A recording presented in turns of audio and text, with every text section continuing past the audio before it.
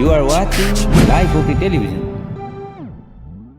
Life okay समाचारको साथमा Balwatika school Pepsicola learning made simple Jiva life to your style wellness mall natural way to improve your health.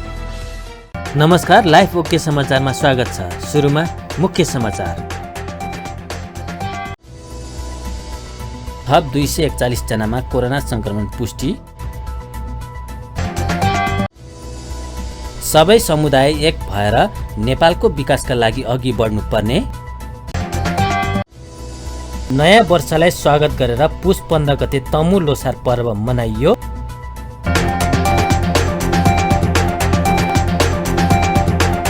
अब समाचार विस्तारमा। नेपालमा बिहिबार थप 241 जनामा कोरोना संक्रमण पुष्टि भएको छ। देशभर गरिएको 6814 पीसीआर परीक्षणका क्रममा 235 जना र 2083 एन्टिजेन परीक्षणका क्रममा 6 जनामा कोरोना संक्रमण पुष्टि भएको स्वास्थ्य मन्त्रालयले जनाएको छ। यो सँगै नेपालमा कोरोना संक्रमितको संख्या 9,24,398 पुगेको छ। गत 24 घण्टामा कोरोनाका कारण कसैको पनि मृत्यु नभएको मन्त्रालयले जानकारी दिएको छ।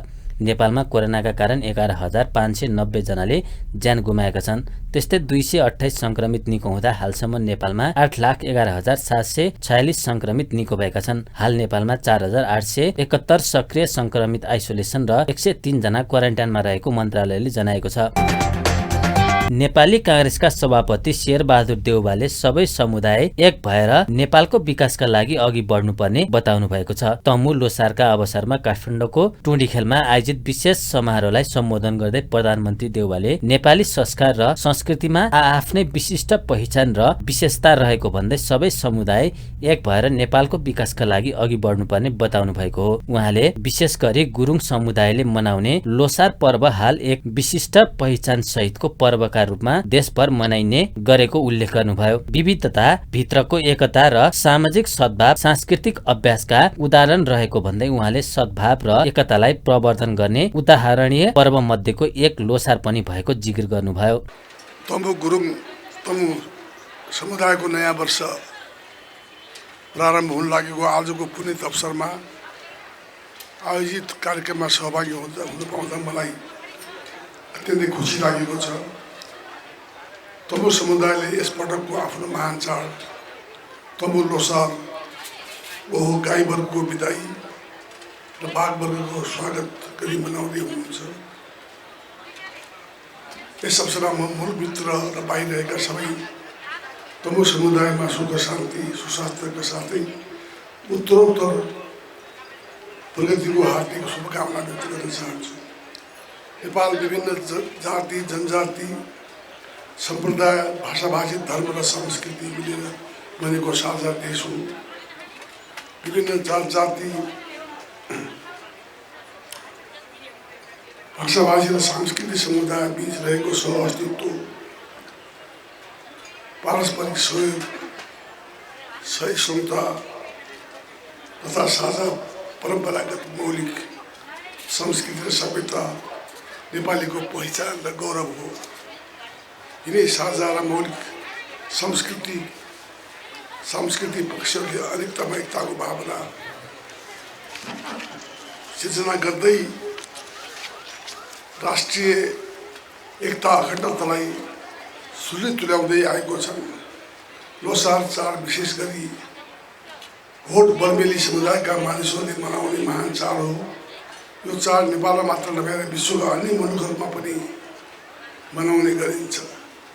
नेपालमा यो समुदायले मनाउने लोसारहरूमा तमु लोसार, तोला लोसार, सोनाम लोसार, ग्याल्बो लोसार हुन् र यिनमा तमु लोसारको आफ्नै विशिष्ट इतिहास र परम्परा छ।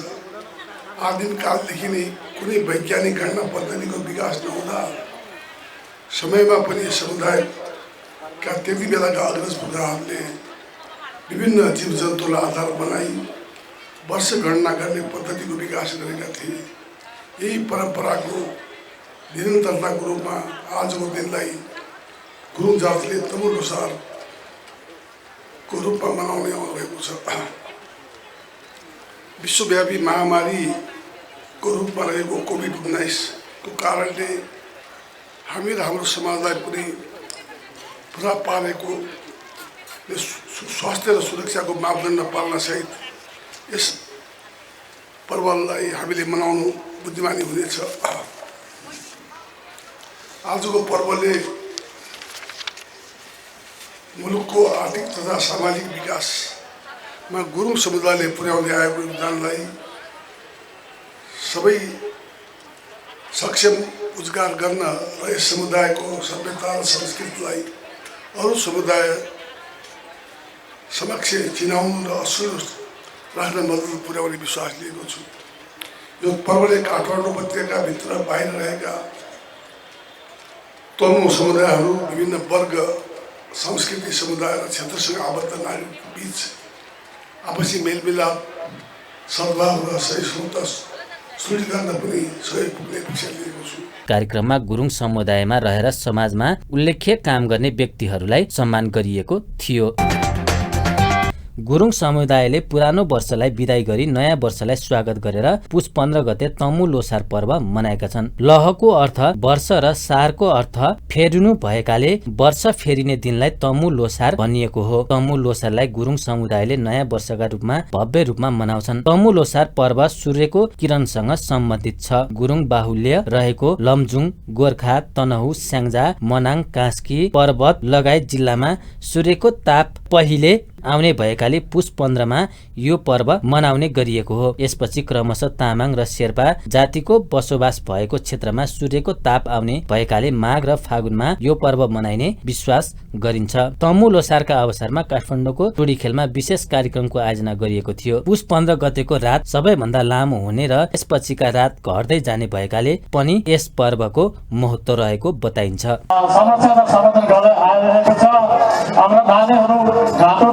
यो चाहिँ घाँटु झोडा हो। यो सती घाँटो सधैँ नाचिँदैन। झोडा घाँटोमा चाहिँ हामीले यस सहभागिताको लागि धेरै धेरै आवाजलाई धन्यवाद व्यक्त गर्न चाहन्छु। धेरै धेरै धन्यवाद तनहु बन्तीपुर केशरी तमु समाज। अनि तमु लोसारे आसिमाला गोर्खा 5 करोड तमु समाज काठमाडौँ स्वागत छ। तमु लोसारे आसिमाला गोर्खा 5 करोड तमु समाज काठमाडौँलाई धेरै धेरै स्वागत छ। मैले देखिरहेको छु चेलीबेटीहरू सोली बोकेर आइरहेको देखेको छु। हाम्रो मोसा सोली बोकेर आएर देखेको छु। त्यहाँ नाच पनि हुने अलिक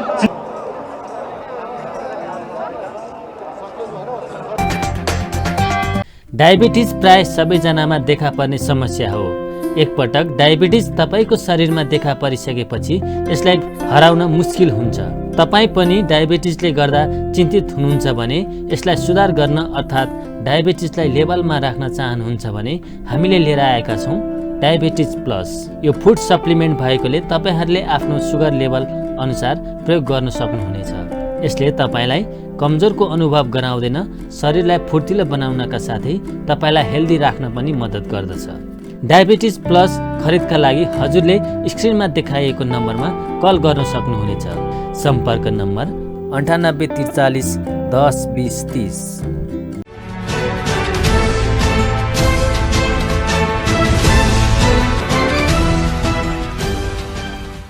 नेपाल भारोत्तोलन संघले 24औं पुरुष र 9 महिला राष्ट्रिय भारोत्तोलन प्रतियोगिता पुष अन्तिम साता आयोजना गर्ने भएको छ। संघले बिहिबार भक्तपुरमा पत्रकार सम्मेलनको आयोजना गर्दै पुष 27, 28 र 29 गते भक्तपुरमा प्रतियोगिता आयोजना गर्न लागेको नेपाल भारोत्तोलन संघका अध्यक्ष रामकृष्ण श्रेष्ठले जानकारी दिनुभयो। मध्यपुर ठिमी स्थित ठिमी ब्याङ्क्वेटमा हुने प्रतियोगितामा जुनियर तथा सिनियर पुरुष र महिलातर्फ विभिन्न तौल समूहमा प्रतिस्पर्धा हुनेछ। प्रतियोगितामा 23 टिमको सहभागिता हुने आयोजकले जनाएको छ। प्रतियोगिताभर महिलातर्फ 30 स्वर्ण, 30 रजत र 30 कांस्य गरी 90 पदकको छिनोफानो हुनेछ। यसैगरी पुरुषतर्फ 30 स्वर्ण, 30 रजत र 30 कांस्य पदकका लागि प्रतिस्पर्धा हुनेछ। कुल महिला र पुरुषको गरी 180 पदकका लागि झण्डै 200 खेलाडीले प्रतिस्पर्धा गर्ने संघले जनाएको छ। निरन्तर रूपमा प्रतियोगिता आयोजना सिलसिलामा यही मिति 2078 साल पुष महिनाको 27, 28 र 29 गते 6वटा इभेन्ट्सको एकैचोटि आयोजना भक्तपुर जिल्लाको मध्यपुर थिमी अवस्थित थिमी ब्याङ्क्वेटमा सञ्चालन हुने जानकारी गराउन चाहन्छु।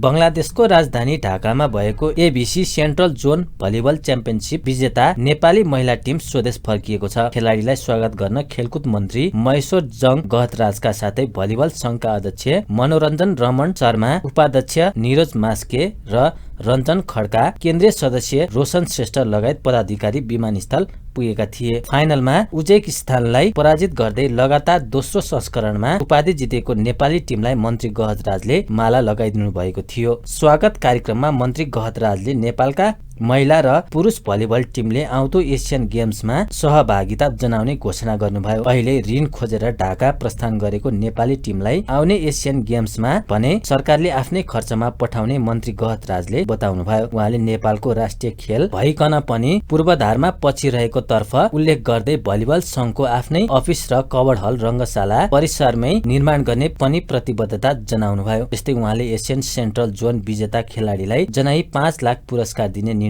भएको पनि जानकारी दिनुभयो। आज स्वदेश फर्किनुभएका सफल खेलाडी साथीहरूलाई तपाईहरुलाई गौरवका साथ, खुसीका साथ सरकारको तर्फबाट स्वागत अभिनन्दन गर्न चाहन्छु र तपाईहरुले अन्तर्राष्ट्रिय खेल मञ्चमा आफ्नो विगतदेखिको वर्चस्व कायम गरेर आउनुभएको छ। यसले देशको शिर उच्च बनाएको छ, हामी सबैको छाती फराकिलो बनाएको छ र तपाईहरुले देशको शान र मानलाई अन्तर्राष्ट्रिय क्षेत्रमा नेपाल छ है भनेर फेरि नयाँ ढङ्गले स्थापित गराउनु भएको छ। म तपाईहरुलाई हृदयदेखि नै तपाईहरुप्रति युवा तथा खेलकुद मन्त्रालयको तर्फबाट र सिङ्गो सरकारको तर्फबाट तपाईहरुप्रति कृतज्ञता, आभार र विशेष धन्यवाद पनि व्यक्त गर्न चाहन्छु र सरकार तपाईहरुसँगै छ। तपाईहरु आज मात्रै स्वदेश फर्किनु भएको छ। अस्ति तपाईहरुले सेन्ट्रल जोन च्याम्पियनसिप प्रतियोगितामा जुन उपाधि प्रथम उपाधि प्राप्त गर्नुभयो, हिजो मात्रै मन्त्री परिषदको बैठक थियो र त्यो बैठकबाट तपाईहरु सबैलाई उच्च सम्मान गरेर सरकारले उच्च कदर गरेर तपाईहरुलाई प्रति खेलाडी 5 लाखको दरले नगद पुरस्कार दिने, कोचहरूलाई 3 लाखको दरले नगद पुरस्कार, उपहार र सम्मान प्रदान गर्ने र त्यसको अफिसियल टिमको एकजना साथी हुनुहुन्छ, उहाँलाई 2 लाख रुपियाँ दिने निर्णय गरेको छ र यो निर्णयमा तपाईहरुलाई अलिकति नमिठो पनि लाग्न सक्छ। किन पक्षपात जस्तो तलमाथि किन भयो भनेर विगतदेखि हाम्रो केही नजिरहरू बनेको छ।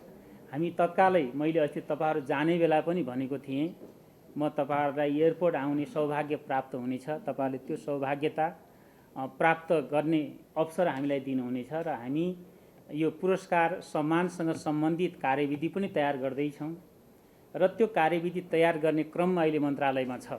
हामी सबै सङ्घहरुसँग छलफल पनि गर्दैछौँ, किनकि देशभित्र बाहिर खेल्न जाने खेलाडीहरूलाई खेल्न जाने बेला नै एउटा आफूलाई भित्रैदेखि के होस् भने मैले त्यो गेममा त्यो खेलमा मैले राम्रो नतिजा हासिल गर्न सक्यौँ भने हामीले यो पुरस्कार राष्ट्रले दिन्छ, यो सम्मान गर्छ भन्ने अनुभूति होस् भन्ने त्यो क्रममा छँदैछौँ। यसमा खास गरी अझ यसपछक हामीले सबैलाई त्यहाँ जति जानुभएको थियो ती सबैलाई सरकारले पुरस्कारबाट सम्मानित गरेको छ। अघिल्लो पटक त्यो प्राविधिक कारणले पनि र अर्को कुरा भनेको केही कार्यविधिका पुरानो कार्यविधिका समस्याको कारणले पनि र विगतमा वितरण गरेको नजिकको कारणले हामीले सापमा उपविजेता टिमका अफिसियल टिमलाई अहिले पनि पुरस्कार दिन सम्मान दिन सकेका छैन। तर यो टिममा हामीले कसैलाई पनि खाली राखेका छैनौँ। यसलाई यस अर्थमा सबै साथीले बुझ्नुहुनेछ। यो तपाईहरुको अगाडि सरकारले हिजो गरेको निर्णयले तपाईहरुको अगाडि थप जिम्मेदारी, किनकि उपहार प्राप्त गर्नु, पदक जित्नु, उपहार प्राप्त गर्नु र राज्यबाट सम्मानित हुनु भनेको तपाईहरुसँग राज्यको थप आशा छ, अपेक्षा छ, भरोसा छ र विश्वास छ भनेको। त्यसले मलाई लाग्छ आगामी दिनमा पनि तपाईहरुले यो विश्वास, यो भरोसालाई अझ नयाँ उचाइमा उठाउनुहुनेछ। हिजो साँझ मात्रै हामीले एउटा निर्णय गरेका छौँ, आगामी एसियन गेममा नेपालको भलिबल टिमका महिला र पुरुष दुवै सहभागी हुने समेत पनि निर्णय हिजो गरेका छौँ र त्यो निर्णय आज मात्रै हामी एसियन गेमको बोर्डमा पठाउँदैछौँ र तपाईहरु त्यसको तयारीमा अब आज रेस्ट गर्नुहोस्, भोलि पनि रेस्ट गर्नुहोस्, पर्सिदेखि नै लागिहाल्नुहोस्। म यो पनि तपाईँहरूलाई भन्न चाहन्छु। र तेस्रो कुरा, तपाईँहरू अहिले पनि कतै न कतै मोफसलमा खेलिराख्नु भएको छ भन्ने कुरा मैले अस्ति मात्रै तपाईँहरूलाई बिदाई गर्ने कार्यक्रममा राम्रोसँग अनुभूत गरेको छु। र दशरथ रङ्गशालाभित्रै नेपाल भलिबल सङ्घको आफ्नै अफिस र आफ्नै खेल यो के भन्छ कबर्ड हल हुनेछ र त्यो कबर्ड हल बनाउनको लागि पनि हामी सरकार कुनै पनि कसर बाँकी नराखेर राख्नेछ। त्यस्तै टिम कप्तान अरुणा शाहीले अभ्यासका लागि आफ्नै हलको व्यवस्था हुँदा राम्रो हुने धारणा राख्नुभयो। कप्तानको रूपमा लगातार 2 पटक उपाधि जित्नु आफ्ना लागि ठूलो उपलब्धि भएको बताउँदै उहाँले यसले थप जिम्मेवारी प्राप्त भएको बताउनुभयो। कप्तान शाहीले गत वर्षको उपाधि जोगाउने चुनौती आफूहरूका लागि रहेको र त्यसैले गर्दा टिम अलि प्रेसरमा आएको उल्लेख गर्नुभयो। त्यस्तै टिम प्रशिक्षक जगदीश भट्टले भलिबल खेलको विकासका लागि राज्यले ध्यान दिनुपर्ने बताउनुभयो। एकदमै हाम्रो यो खुसियालीमा यो अझै यो यहाँ उपस्थित भएर हामीलाई अझै हौसला बढाइदिनु भएको छ। यसले गर्दा अझै हामीलाई यो जुन सफलता हासिल गरेका छौँ अझै धेरै जिम्मेवारी थपिएको महसुस भइरहेको छ। अझै आगामी दिनहरूमा आउँदो दिनहरूमा अझै राम्रो गरेर देखाउने छौँ भन्ने बाचा गर्न चाहन्छु। र यहाँ अघि नै भनिसक्नुभयो, हामीले यसरी हामीले यो सफलता त हासिल गऱ्यौँ, तर यो सफलताको पछाडि हामी धेरै पीडाहरू लुकेको छ। अघि नै अध्यक्षज्यूले भनिसक्नुभयो, हामी ट्रेनिङ गर्ने ठाउँसम्म नपाएर हामी जानुभन्दा अगाडि 2 दिन ट्रेनिङ गर्न पाएनौँ। त्यस्तो अवस्थामा पनि हामीले यसरी मेडल लिएर आउन सफल भएको छौँ। र आगामी दिनहरूमा अझै यो सबै कुराहरू मिलाएर म्यानेजमेन्ट राम्रो गरेर अगाडि बढ्ने भने अझै राम्रो सफलता हासिल गर्न सक्छौँ जस्तो लाग्छ। त्यसैले हाम्रो राष्ट्रिय गेम भए पनि एउटा भेन्यू आफ्नो हल पनि छैन। सो आउँदा दिनमा त्यो देख्न पाइयोस् भन्ने अपेक्षा छ, आशा छ। र यो प्राइजको कुरामा पनि मलाई पनि अलिकति चित्त नबुझेको कुरा हो। टिममा एउटाले मात्र राम्रो गरेर हुँदैन, टिममा सबैको इक्वल्ली भूमिका हुन्छ। त्यस कारणले यसरी गर्नु चाहिँ राम्रो हो जस्तो लाग्दैन, यो डिमोटिभेट हुन्छ जस्तो लाग्छ। त्यति भन्दै तर पनि सरकारलाई धन्यवाद। तर पनि यो जुन प्राइज दिएर हामीलाई सम्मान गर्नुभएको छ यसको एकदमै कदर गर्दछौँ र आगामी दिनमा अझै राम्रो प्रगति गर्दछौँ भन्ने मेरो शब्द। हाम्रो टोलीको हौसला प्रदान गरिदिएकोमा म हार्दिक धन्यवाद व्यक्त गर्न चाहन्छु। र हामीलाई यो प्रतियोगिता जुन सेन्ट्रल एसियन जोनको यो आयोजनाले यो अन्डर डेभलप कन्ट्रीहरू छ जो चाहिँ स्पोर्ट्समा अलिक पछाडि रहेको कन्ट्रीहरूलाई चाहिँ यो प्रतियोगिता वर्षमा एकचोटि नै हुनुपर्ने हो। हाम्रो यो कोभिडको कारणले गर्दाखेरि अलिक 2 वर्षमा हुनुभयो र यो प्रतियोगितामा एकदमै समय विषम परिस्थितिमा पनि नेपाल भलिबल सङ्घले यो प्रतियोगितामा सहभागिता गर्नको लागि जुन वातावरण प्रदान गर्यो त्यसको लागि म नेपाल भलिबल सङ्घप्रति आभार व्यक्त गर्न चाहन्छु। र हामीले रेगुलर अहिले नेपालको भलिबललाई राष्ट्रिय खेल बनाए पश्चात पुरुषहरूको तेस्रो पदक 40 वर्षपछि हामीले भित्रायौँ। त्यसपछि सेन्ट्रल एसियन जोनको पहिलो संस्करणमा हामीले गोल्ड मेडल जित्यौँ र त्यसपछि साउथ एसियन गेममा हामी इन्डिया जस्तो शक्तिशाली राष्ट्रलाई पनि नेक टु नेक 5 सेटमा पराजित हुन पुग्यौँ। र अहिले फेरि यो सेन्ट्रल एसियन गेममा हामी एकदमै सशक्त राष्ट्रहरूसँग हामीले धेरै कम्पिट गरेर चाहिँ हामी फेरि एकचोटि गोल्ड मेडल जितेर आएका छौँ। र यो गोल्ड मेडल ल्याए पश्चात नेपाल सरकारी तथा खेलकुद मन्त्रालयले नगद पुरस्कार सहित हाम्रो खेलाडी टोलीहरूलाई अफिसरहरूलाई जुन सम्मान गर्नुभयो त्यसको लागि म सम्पूर्ण टिमको तर्फबाट हार्दिक धन्यवाद दिन चाहन्छु।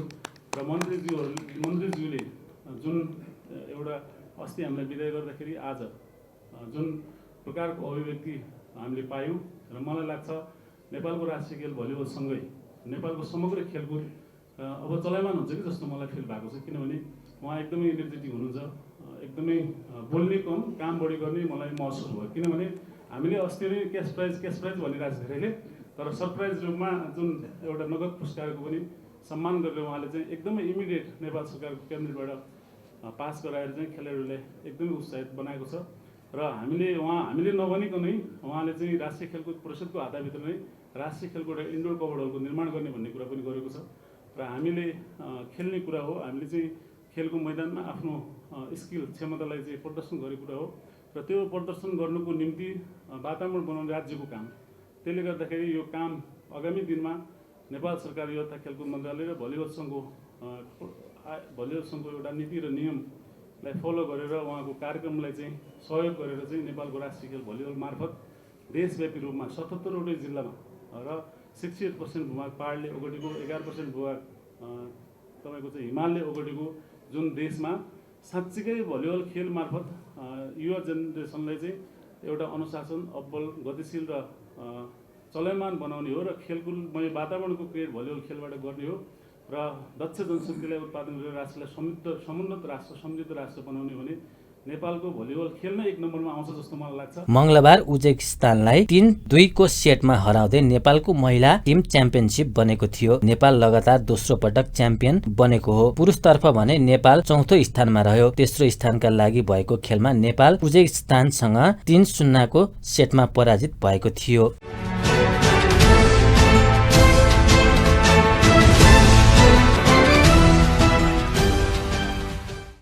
डायबिटिज प्राय सबैजनामा देखा पर्ने समस्या हो।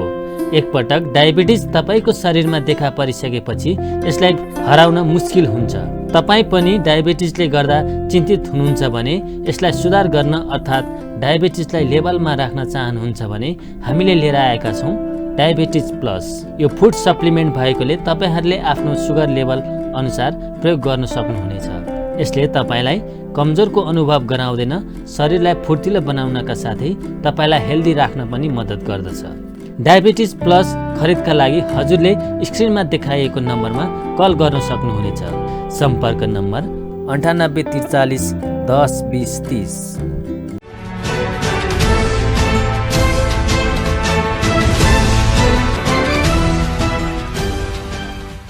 नेपाली राष्ट्रिय क्रिकेट टिमका मुख्य प्रशिक्षक पुबुदु दशानाइकेले टिमको कप्तान परिवर्तन गर्ने अधिकार नेपाल क्रिकेट संघसँग रहेको स्पष्ट पार्नु भएको छ। मुख्य प्रशिक्षकको रूपमा कार्यभार सम्हालेपछि पहिलो पटक बिहिबार आयोजित पत्रकार सम्मेलनमा पुबुदुले कप्तान परिवर्तनको अधिकार क्यानको भएको बताउनु भएको हो। उहाँले आफूले क्यान र खेलाडी दुवैको पक्षसँग छलफल गरेको र क्यानले कप्तान परिवर्तन नगर्ने बताएको जानकारी दिनुभयो। क्यानले गत महिना ज्ञानेन्द्र मल्ललाई हटाएर सन्दीप लामिछानेलाई कप्तान चयन गरेको थियो। उहाँले आफ्नो ध्यान विश्वकप छनौटमा रहेको र छनौटका लागि 30 खेलाडीलाई क्याम्पमा बोलाउने समेत बताउनु भयो। 2 चरणमा क्याम्प आयोजना गर्ने उहाँको भनाइ छ। प्रशिक्षक पुबुदुले छनौट अघि केही सिरिजका लागि छलफल भएको समेत बताउनु भयो। मुख्य प्रशिक्षक दशानाइकेले आफू दोस्रो पटक नेपाल आउन पाउँदा खुसी लागेको बताउनु भयो।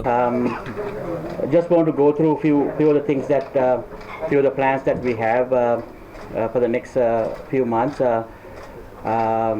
As you all know that the T20 World Cup qualifier is happening mid-February. So all the planning is done, and we are moving ahead with the camp soon. So we will be selecting 30 players and will be released today evening or tomorrow morning. The 30-man squad will be announced, and the camp will be start as soon as possible from there. So it's going to be kind of a two-phase camp where we're going to assess all these 30 players and going to work through with them into the T20 qualifier, and after about 10-12 days we'll be having the PM Cup. PM Cup we have actually requested to have it in a T20 version because that we are preparing for the World Cup qualifier. During that, all the players will be back again released to play the PM Cup. So, because the reason for that is I am actually coming fresh to the to Nepal actually, and I was off from Nepal cricket for the last 4 years. So there are many players that I have not seen. There are a lot of new young talent. So I wanted them to play the PM Cup, everyone, and so that I can actually see them in the match situations. So everybody will be released to play the PM Cup, and then from there we're going to revisit the all the players, and from there we'll be selecting the final 14 plus maybe a few reserves to go to the Oman for the World Cup T20 squad. And so after the PM Cup, the Mayor's Cup will be followed up because it's a 50. We want to have the 50 over version as well because we might have to play ODI series after the T20 qualifier. So few games. Mayor's Cup will be followed by the PM Cup, and then from there we're going to focus on training until we leave to Oman. And there are few discussions going on, the pre-preparation to the T20 like a series, but nothing is confirmed at the moment. I understand from their point of view as players, but I'm in a situation where I cannot bring back anything what happened before I came here, but I can assure but the assurance that I have given is when I'm here and moving into the future, they'll be treated properly, and everybody will have an environment to play the best cricket, and that's my guarantee for the playing group. I'm sure. I'm sure they but I cannot speak for them. But the things were discussed very well, and when the camp starts, basically we will know the rest.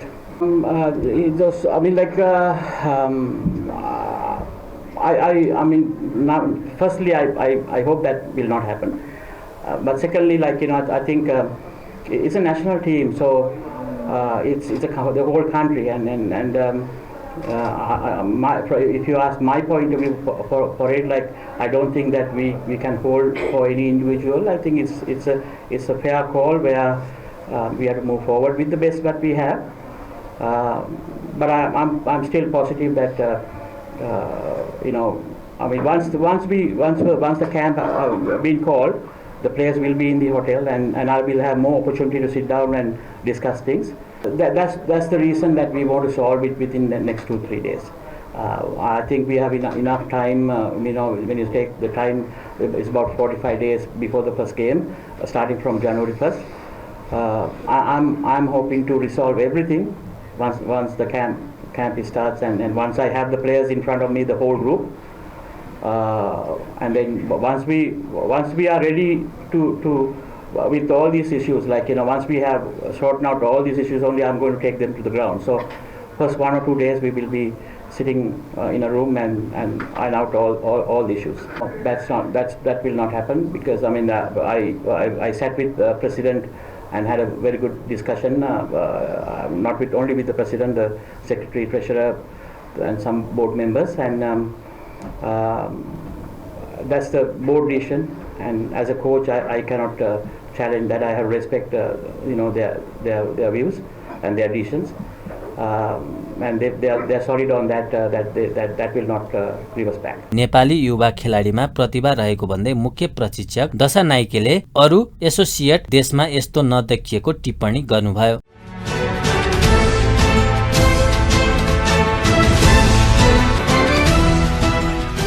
सुनको मूल्य लगातार घटेको छ। सुन तोलामा 400 रुपियाँले गिरावट भएको हो। यस दिन छापला सुन प्रति तोला 92,100 रुपियाँमा झरेको छ। नेपाल सुनचाँदी व्यवसाय महासंघले जनाए अनुसार तेजाबी सुनको मूल्य पनि ओह्रालो लाग्दा प्रति तोला 91,600 रुपियाँमा कारोबार भइरहेको छ। चाँदीको भाव पनि घटेको छ। यस दिन चाँदी तोलामा 15 रुपियाँले घटेर प्रति तोला 1,245 रुपियाँमा खरिद बिक्री हुँदैछ। अन्त्यमा प्रमुख समाचार फेरि एकपटक।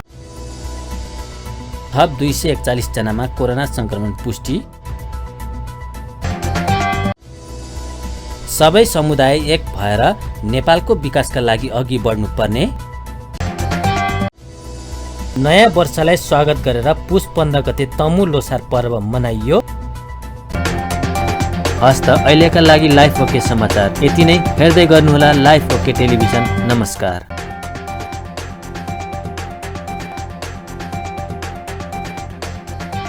लाइफ ओके समाचारको साथमा Balwatika school Pepsicola learning made simple. Jiva, a life to your style.